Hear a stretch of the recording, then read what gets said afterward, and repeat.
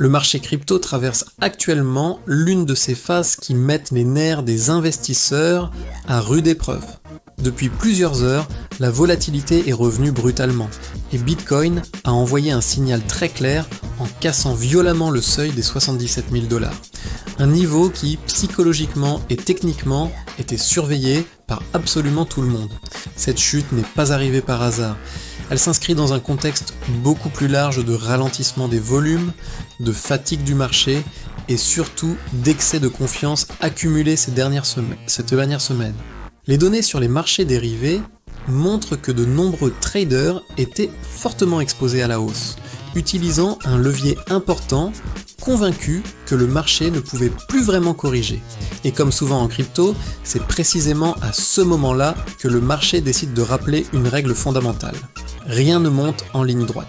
La baisse s'est accélérée lorsque plusieurs zones techniques ont cédé presque simultanément. Cela a déclenché une vague de liquidation automatique, forçant la fermeture de positions longues sur Bitcoin, mais aussi sur Ethereum et la majorité des altcoins. En quelques heures, des centaines de millions de dollars ont été liquidés, amplifiant artificiellement la violence du mouvement. Un point particulièrement intéressant aujourd'hui, c'est la chute historique des volumes sur les contrats futurs Bitcoin. On observe les niveaux les plus bas depuis 2024.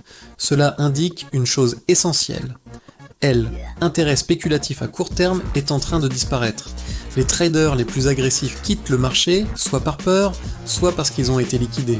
Historiquement, ce genre de configuration marque souvent une transition, soit vers une phase de consolidation longue et ennuyeuse, soit vers un retournement progressif, mais dans tous les cas, cela signifie que le marché est en train de se restructurer. Ethereum de son côté se retrouve dans une situation particulièrement sensible.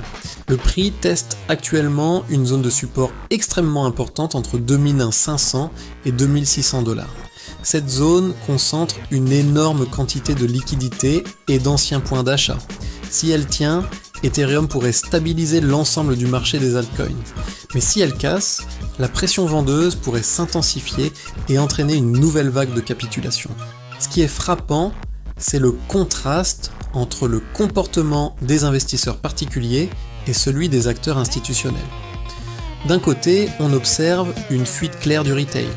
Les données on-chain montrent une augmentation des transferts vers les exchanges, signe que beaucoup cherchent à vendre ou à réduire leur exposition. De l'autre côté, les portefeuilles les plus importants, les fameuses mega whales, semblent profiter de cette panique pour accumuler discrètement. Ce scénario s'est déjà produit à plusieurs reprises dans l'histoire du Bitcoin.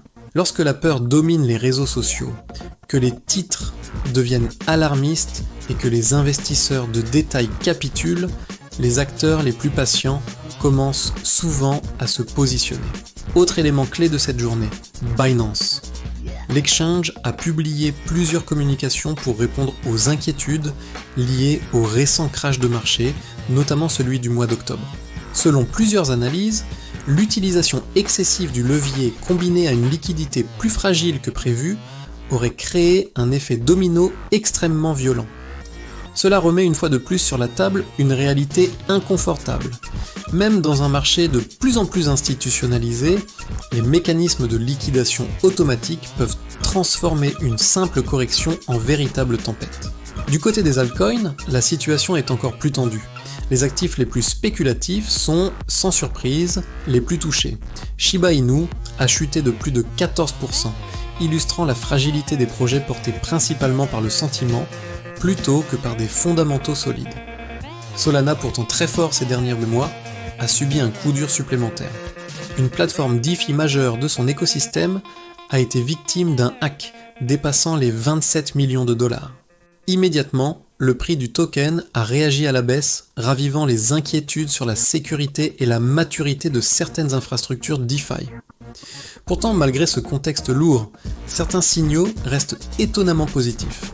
En arrière-plan, les investissements liés à la blockchain et à l'intelligence artificielle continuent de progresser. Contrairement aux rumeurs, Nvidia n'a pas abandonné ses ambitions autour d'OpenAI. Et plusieurs projets mêlant IA et crypto commencent à attirer l'attention des investisseurs long terme. Cette convergence entre intelligence artificielle, données décentralisées et blockchain pourrait bien devenir l'un des moteurs du prochain cycle. Mais comme souvent, le marché ne récompense pas la patience immédiatement. Il teste, il secoue, il élimine les excès avant de repartir. Ce que nous vivons actuellement ressemble moins à un effondrement qu'à une phase de nettoyage. Le levier excessif est purgé, les positions les plus fragiles disparaissent. Le marché cherche un nouvel équilibre, plus sain, plus durable. La vraie question n'est donc pas de savoir si Bitcoin peut encore baisser à court terme, il le peut. La vraie question est de savoir ce qui se passe une fois que la peur atteint son maximum. Qui sera encore là quand la volatilité se calmera? Qui aura su résister à l'émotion plutôt que de la subir? Car en crypto, les plus grosses opportunités naissent rarement dans l'euphorie. Elles apparaissent souvent dans ces moments inconfortables où le doute domine et où le silence remplace l'excitation. Et comme toujours, le marché finira par trancher.